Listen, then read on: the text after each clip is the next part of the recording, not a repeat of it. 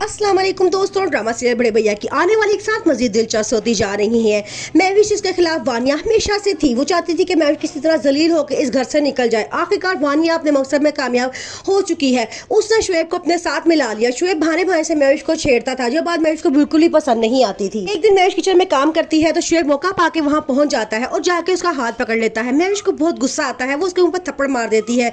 शुएब को बड़ा गुस्सा आता है, वो पूरे घर में हंगामा कर देता है। वो मामू ममानी को फोन करके घर में बुलाता है और कबीर से भी कहता है तुम्हारी बीवी ने मुझे थप्पड़ मारा है, इतनी बेइज्जती मैं बर्दाश्त नहीं कर सकता।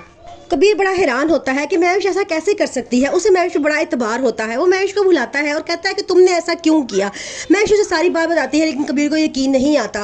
वो कहता है कि शुएब ने धमकी दी है कि वो उसकी बहन को तलाक दे देगा। फिर कबीर उसे कहता है कि तुम जाके उसे माफ़ी मांगो। महविश साफ इनकार कर देती है। वो कहती है कि मैं शुएब जैसे इंसान तो कभी भी माफ़ी नहीं मांगूंगी। आगे से कबीर उसको धमकी देता है कि अगर मेरी बहन का घर खराब हुआ तो घर तुम्हारा भी नहीं बचेगा। ये बात सुनकर महविश को बहुत अफसोस होता है। वो अपना सामान पैक करती है और वहाँ से चली जाती है। फरिया भी अपने हस्बैंड शुएब का साथ देती है, क्योंकि शुएब उसे धमकी देता है कि अगर उसने अपनी भाभी महविश का साथ दिया तो उसे तलाक दे देगा। ये सुन के फरिया खामोश हो जाती है, क्योंकि वो तलाक लेना नहीं चाहती और उसकी एक बेटी होती है। वो चाहती है कि वो हमेशा अपने हस्बैंड के साथ उसके घर में रहे। महविश ये बात सोच भी नहीं सकती कि कबीर उसके साथ ऐसा करेगा, क्योंकि वो कबीर से बहुत मोहब्बत करती थी और कबीर ने उसकी बात नहीं सुनी। शुएब की बात सुनकर उसको घर से जाने को कह दिया। ये बात महविश के लिए बहुत दुख का बायस बनती है। अब वानिया पूरे घर में हंसती मुस्कुराती फिरती है। उसे लगता है कि पूरा घर दोबारा उसका हो गया है और वो बहुत जल्द पूरे घर पर दोबारा से कब्जा करके उस घर की मालकिन बन जाएगी। दूसरी तरफ मिशेल ने भी अलमीर से कह दिया है कि वो शादी के बाद घरदारी नहीं करेगी, बल्कि वो तुम्हारे साथ लंदन सेटल होना चाहती है। अलमीर जब ये बात सुनता है तो बड़ा परेशान होता है। वो कहता है कि नहीं, ऐसा नहीं हो सकता, मैं अपने बहन भाइयों के बगैर एक मिनट नहीं रह सकता। आगे से वो कहती है कि तो तुम तो सेटल इंसान हो, इतने साल बाहर जिंदगी गुजार कर आए हो, अभी भी तुम उनके बगैर नहीं रह सकते। तो वो कहता है कि मुझे पता है कि वो साल मैंने कैसे गुजारे हैं, अब मैं मजीद उनके बगैर नहीं रह सकता और मैं तुम्हें भी कहता हूँ अगर तुम्हारा कोई ऐसा प्लान है तो तुम अभी मुझे जवाब दे दो।